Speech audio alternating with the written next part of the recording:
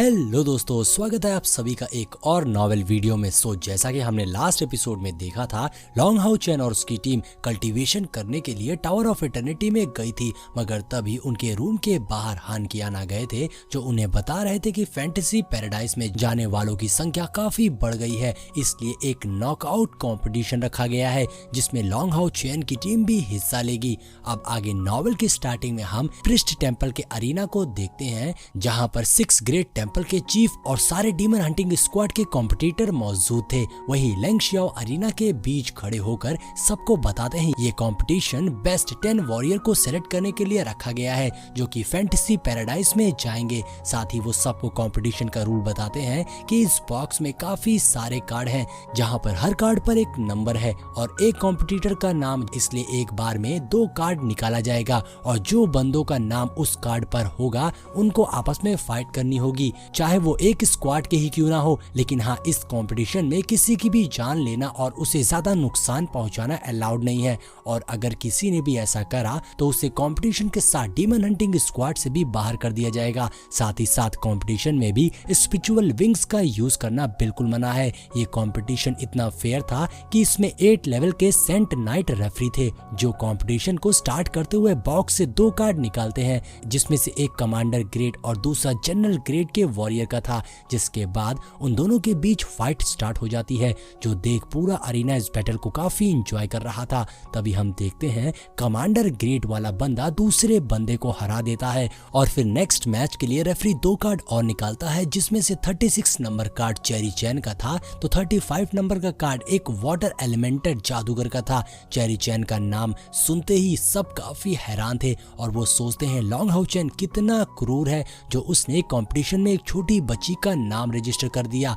वहीं long how चैन और उसकी टीम चेरी चैन को काफी हौसला देती है, जिसके बाद वो मगडल को लेकर अरीना में पहुंच गई थी, जो देखकर उसका अपोनेंट मुस्कुराने लगता है और सोचता है ये क्या मजाक है, भला ये छोटी बच्ची मेरे सामने कैसे टिक पाएगी। और फिर इसके बाद वो चेरी चैन पर अटैक कर देता है, जो देख चेरी चैन ने भी उसकी ओर मगडल को भेज दिया था। मगडल को आता देख वो जादूगर अपनी स्पेल का यूज करते हुए उस पर आइस एरो से अटैक करने लगता है। हालांकि इतने छोटे पिक को देखकर कहीं ना कहीं वो भी समझ गया था कि इसमें जरूर कोई अद्भुत पावर्स है, नहीं तो वो लड़की इसे उसके ऊपर क्यों छोड़ती। मगडल बहुत ही इजीली उसके अटैक से बचता हुआ उसके पास पहुंच जाता है और उसके मुंह पर अपनी तशरीफ टिका देता है, जिससे वो बंदा काफी गुस्सा हो गया था और वो तुरंत अपनी पावर का यूज करके मगडल को आइस कोन में कैद कर लेता है। मगर तभी उस कोन से एक एनर्जी रिलीज होती है, जिससे वो कोन टूट जाता है और उसमें से छोटा मगडल ब्लडी थ्रस्टी डीमन के फॉर्म में निकलता है,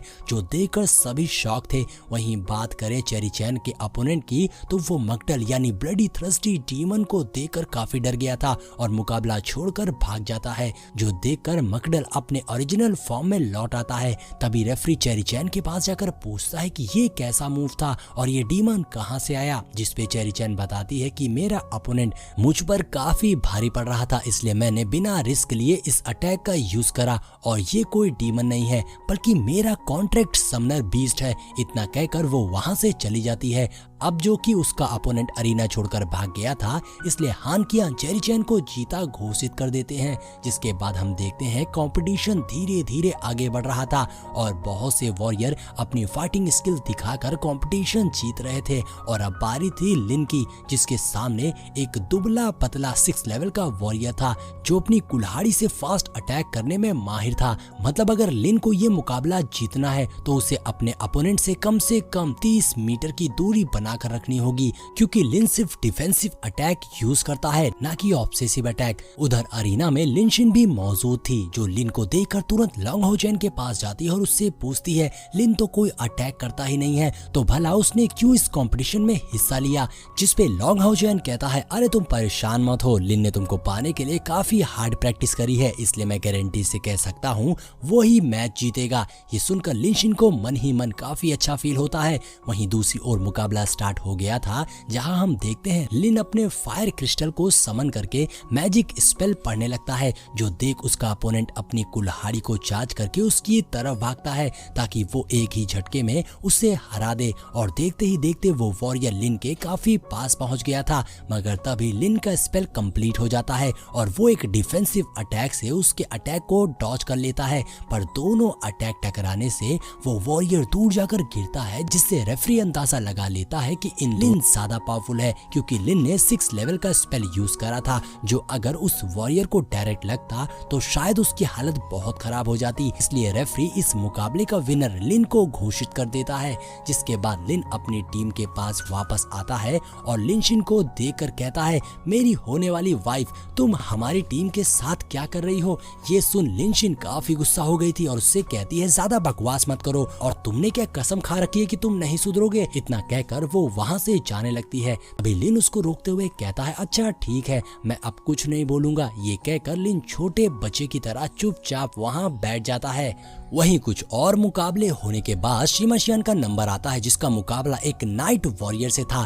तभी फाइट शुरू होने से पहले रेफरी को पता चलता है सीमा शियान एक प्रिस्ट है, इसलिए वो उससे आइडेंटिटी कार्ड दिखाने को कहता है, क्योंकि आज से पहले उसने प्रिस्ट टेंपल में सीमा शियान को नहीं देखा था। उधर लेंग शियाओ और प्रिस्ट टेंपल के लोगों को भी यकीन नहीं हो रहा था, मगर जब सीमा शियान अपना आइडेंटिटी कार्ड दिखाता है तो सबको यकीन हो जाता है। जिसके बाद मुकाबले को शुरू करा जाता है, जहां हम देखते हैं सीमा शियान अपने मेस से नाइट वॉरियर पर अटैक कर रहा था, जिसको वो बहुत इजीली डिफेंड कर लेता है और जवाब में सीमा शियान पर एक जोरदार अटैक करता है, जिससे सीमा शियान पीछे हो गया था। जो देख लेंग शियाओ अपना मुंह छिपाते हुए कहता है, ये लड़का तो प्रिस्ट कहलाने के लायक भी नहीं है, पता नहीं इसे कैसी ट्रेनिंग दी गई होगी, मैं फाइट के बाद उसे प्रिस्ट टेंपल से निकाल दूंगा। ये सुनकर बगल में बैठे हान कियान कहते हैं, अच्छा बेटा तो निकाल दे, वैसे भी मैं इसे अपने नाइट टेंपल में रख लूंगा, क्योंकि ये लॉन्ग हाउ चैन की टीम का है और उसकी इनेट स्पिरिचुअल एनर्जी 80 है।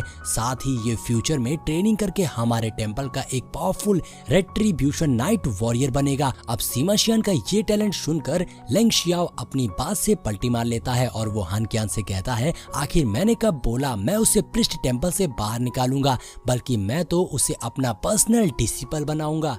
वहीं दूसरी ओर सीमा शियान अपने मेस में रिपल ऑफ लाइट को मर्ज करके नाइट वॉरियर पर अटैक करता है, जिसको रोकने के लिए उसने एक होली शील्ड क्रिएट कर ली थी, मगर सीमा शियान का अटैक इतना ज्यादा पावरफुल था कि वो शील्ड टूट जाती है, जिससे वो वॉरियर और उसका माउंट दोनों उड़कर दूर जा गिरते हैं, जिससे उसका माउंट काफी घायल हो गया था और उसकी हालत देखकर वो वॉरियर हार मान जाता है, जिससे कि सीमा शियान ने इस फाइट को जीत लिया था। और ऐसे करते करते बैटल अरीना के 3 राउंड खत्म हो जाते हैं, जिसमें से सीमा शियान, वैंगवान और हैंग यू लगभग बाहर हो गए थे और अब फाइनल कंपटीशन के लिए सिर्फ 20 वॉरियर ही बचे थे, जिसमें से 10 सेलेक्ट होंगे फैंटेसी पैराडाइज में जाने के लिए। तभी सायर लॉन्ग हाउ चैन को परेशान करते हुए कहती है, क्या होगा अगर मेरा अपोनेंट तुम निकले?